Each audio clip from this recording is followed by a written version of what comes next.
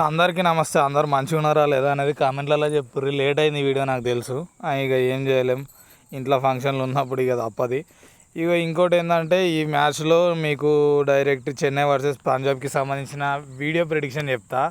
చాలామంది చెన్నై అనగానే ఏమనుకుంటారు అంటే స్పిన్ అనుకుంటారు. బట్ స్పిన్ అనుకోని స్పిన్ సైడ్ వేరనుకో లైట్గా పుర్రెలు వాళ్ళే ఛాన్స్ ఉంది గైస్. ఎందుకు ఈ మాట చెప్తున్నా అనేది వీడియో మొత్తం చూస్తే మీకు అర్థమైపోతుంది. So first thing, head to head records చూసుకుంటే మీరు చెన్నై పీబీకేఎస్ మ్యాచ్ అనగానే చెన్నై వన్ సైడ్ ఫేవర్ ఉంటుంది. ఇక చెన్నై నుండి అందరినీ తీసుకోవాలి. పంజాబ్ డఫర్ టీం అనుకుంటారు. బట్ హెడ్ టు హెడ్లో సేరా 5 టీంలు విన్ అయ్యారు. సో ఇద్దరు కూడా స్ట్రాంగ్ ఉన్నారు, గుర్తుపెట్టుకోరు. ఓకే, సో అంత ఈజీగా తీసేయకూరు పంజాబ్ని కూడా. అండ్ వాళ్ళ ప్లేయర్స్ కూడా రీసెంట్ మ్యాచెస్లో ఫామ్లోకి వచ్చారు. జానీ బేస్టో కావచ్చు, ప్రప్ సిమ్రాన్ కావచ్చు, ఇక మధ్యలో అశుతోష్, శశాంక్ అయితే నెక్స్ట్ లెవెల్ అయిపోయారు. ఓకే, సో అది పక్కన పెడితే మనకి గ్రౌండ్లో ఎంఏ చిదంబరం స్టేడియంలో అయితే మనకి కంప్లీట్ సిఎస్కేకి అప్పర్ హ్యాండ్ అయితే డామినేషన్ ఉంది. సో అది కంపేర్ చేసుకుంటే మీరు సిఎస్కేకి ఫేవర్లో వెళ్ళిపోవచ్చు. But head to head starts అయితే మీకు అట్లున్నాయి. గ్రాండ్ లీగ్స్లో జస్ట్ చెన్నై సైడ్ వెళ్ళకుండా మీరు స్మాల్ లీగ్లో వెళ్తే చెన్నై సైడ్ వెళ్ళిపోవచ్చు, అది ప్రాబ్లం లేదు. గ్రాండ్ లీగ్స్లో, స్పెషల్గా గ్రాండ్ లీగ్స్లో ఎవరైతే టీమ్స్ క్రియేట్ చేద్దాం అనుకుంటారో రెండు టీమ్స్ని బ్యాలెన్స్ చేసుకుంటూ టీమ్స్ క్రియేట్ చేస్తే మీకు వచ్చే ఛాన్స్ ఉంది. అందరు చెన్నై సైడ్ ఉంటారు, మీరు బ్యాలెన్స్ చేసుకుంటే ఎందుకంటే హెడ్ టు హెడ్ రికార్డ్స్ ఉన్నాయి కాబట్టి, రీసెంట్గా వాళ్ళ ప్లేయర్స్ కూడా ఫామ్ వచ్చారు కాబట్టి. గ్రాండ్ లీగ్స్లో మీరు అందరు అటు సైడ్ నుంచి వస్తారు కాబట్టి చెన్నై సైడ్ నుంచి, మీరు చెన్నై సైడ్ నుంచి కొన్ని టీమ్స్ అండ్ రెండు కాంబినేషన్స్ బ్యాలెన్సింగ్ చేస్తూ వెళ్తే రెండు టీమ్స్ బాగా పర్ఫామ్ చేస్తే సో ఈ టీమ్స్ మీకు మంచి పాయింట్స్ వచ్చే ఛాన్స్ అయితే ఉంది. ఓకే, ఇంకా మనకి విన్నింగ్ పొజిషన్స్ టేబుల్లో చూసుకుంటే చెన్నై 9 మ్యాచ్లు ఆడి 5 మ్యాచెస్ విన్ అయ్యి టాప్ పొజిషన్లో ఉంది. టాప్ అంటే వీళ్ళిద్దరు. పంజాబ్ అయితే 9 మ్యాచెస్ ఆడి 3 మ్యాచెస్ విన్ అయింది. సో ఇది టేబుల్కి సంబంధించిన news. And small league team ఎట్లా క్రియేట్ చేయాలనే చెప్తా. అంతకంటే ముందు మీరు గుర్తుపెట్టుకోర్రి, చెన్నై అనగానే స్పిన్ అనుకుంటారు. బట్ రీసెంట్గా చూసిన మ్యాచెస్ చూసుకుంటే మనకి పేసర్లకి ఓకే, పేసర్స్కి మనకి లైక్ పేస్కి లిటరల్లీ 75% వికెట్స్ అయితే పడ్డాయి.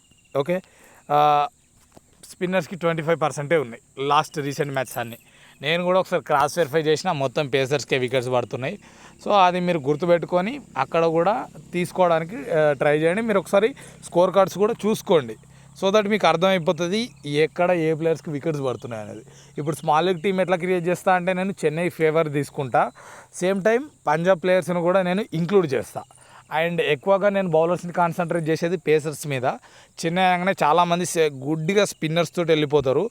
బట్ ఫ్యాక్ట్ ఏందనేది మీకు ఆల్రెడీ చెప్పిన, స్పిన్ అంతగా లేదు రీసెంట్ మ్యాచెస్లో. బట్ రేపు పిచ్ వచ్చేసి ఎట్లా జరుగుద్ది, ఒకవేళ స్పిన్కి ఫేవరబుల్గా క్రియేట్ చేస్తే ఎగ్దమ్ స్పిన్నర్స్కి పడతాయి, అది మనం ఏం చేయలేం.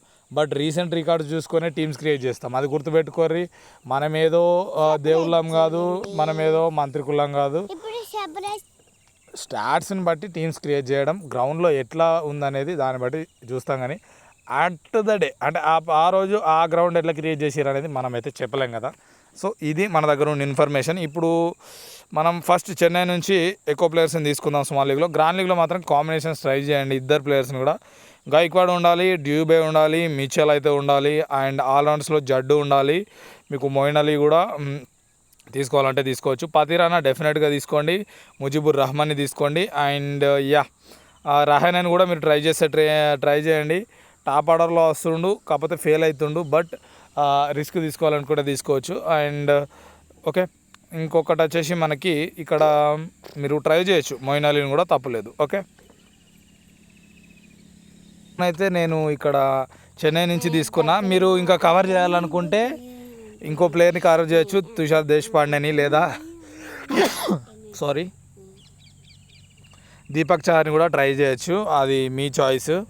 అండ్ పంజాబ్ నుంచి చూసుకుంటే మనకి బేర్స్టోని కవర్ చేయండి అండ్ ప్రభు సిమ్రాన్ సింగ్. వీళ్ళిద్దరు ఏంటంటే రీసెంట్గా ఫామ్లోకి వచ్చారు, ఉన్నంతసేపు హిట్టింగ్ చేస్తుండు కాబట్టి ప్రభు సిమ్రాన్ ట్రై చేస్తే చేయండి. శశాంక్ సింగ్ని అయితే ట్రై చేయండి, ఎందుకంటే ప్రమోషన్ కూడా దొరుకుతుంది తనకి. ఆల్రౌండర్స్లో శామ్ కరణ్, బడీ ఉండాల్సిందే. అండ్ బౌలింగ్ సెక్షన్లో మీరు ఏదో ఒక ప్లేయర్ని అయితే తీసుకోండి. నన్ను అడిగితే నేను రబాడాతో వెళ్తాను, ఎందుకంటే కొంచెం వికెట్స్ తీయడానికి పాసిబిలిటీ ఎక్కువగా ఉంటాయి. రీసెంట్గా ఫెయిల్ అయ్యి ఉండొచ్చు 3 మ్యాచెస్, బట్ రబాడా కొంచెం టెంపరీగా అయితే మంచిగా తెస్తాడు కాబట్టి తెచ్చుకోవడానికి ట్రై చేయండి. సో హర్షదీప్ సింగ్ అయినా, హర్షల్ పటేల్ అయినా ఎవరైనా ఓకే. సో హర్షల్ పటేల్ అయితే మంచి ఫామ్లో ఉన్నాడు. సో సేఫ్ సైడ్ అయితే హర్షల్ పటేల్. మీరు రిస్క్ చేయాలంటే రబాడాతో వెళ్ళిపోవచ్చు. సో ఓవరాల్గా స్మాల్ లీగ్ టీం అయితే ఇది నేను సజెస్ట్ చేసేది. గ్రాండ్ లీగ్ టీం గురించి చెప్పినా కదా, 2 టీమ్స్లలో మంచి మంచి కాంబినేషన్స్ ట్రై చేయరి. డెఫినెట్గా పంజాబ్ సైడ్ కూడా టీంని ఫేవర్గా క్రియేట్ చేసి ట్రై చేసుకోరి, మీకు మంచి పాయింట్స్ వచ్చే ఛాన్స్ అయితే ఉంటుంది. అండ్ కెప్టెన్సీ వైస్ కెప్టెన్సీ విషయానికి వస్తే హయ్యెస్ట్గా ఋతురాజ్కే ఇస్తారు. ఎందుకంటే పిచ్చి పీక్స్ ఫామ్లో ఉన్నాడు కాబట్టి ఋతు కెప్టెన్, వైస్ కెప్టెన్ శామ్ కరన్కి ఇస్తారు. సో మీరు శామ్ కరన్కి ట్రై చేయొచ్చు, లేదా ఏదైనా పేస్ బౌలర్స్ కూడా ట్రై చేయొచ్చు. ఓవరాల్గా స్మాల్ లీగ్ టీం అయితే ఇది. ఫైనల్గా నేను ఇచ్చే టీమ్స్ వచ్చేసి ఈ టెలిగ్రామ్ ఛానల్లో వస్తాయి. అండ్ టీడీఎస్ జిఎస్టీ లేని అప్లికేషన్స్ మీరు తెలంగాణ ఏపీ వాళ్ళు డౌన్లోడ్ చేసుకోవాలనుకుంటే లింక్స్ అన్ని కూడా డిస్క్రిప్షన్లో పెడతా, మీరు డౌన్లోడ్ చేసేసుకోవచ్చు. ఏమన్నా డౌట్స్ ఉంటే ఫ్యాంటసీ బాబాజీ అనే ఇన్స్టాగ్రామ్ పేజ్ ఉంటుంది, దానికి మెసేజ్ చేస్తే నేను అక్కడ మీ ప్రాబ్లమ్స్ అన్ని సాల్వ్ అయితే చేస్తాను నాతో అయినంత వరకు. హోప్ మీకు వీడియో నచ్చింది అనుకుంటున్నా. వీడియో నచ్చితే ఒక లైక్ గుద్ది వెళ్ళిపోయే ముందు ఉట్టిగా వెళ్ళిపోకుండా ఒక సబ్స్క్రైబ్ నా ముఖాన కొట్టేసి వెళ్ళిపోతే బాగుంటుంది అన్నమాట. అట్లనే ఏదో ఒక కామెంట్ వేస్తే ఏమవుతుందంటే యూట్యూబ్ అని కూడా అర్థమవుతుంది వీడు చెప్పే కంటెంట్ని 10 మంది ఇష్టపడుతుర్రని. సో ఉంటాం అలా. Thank you.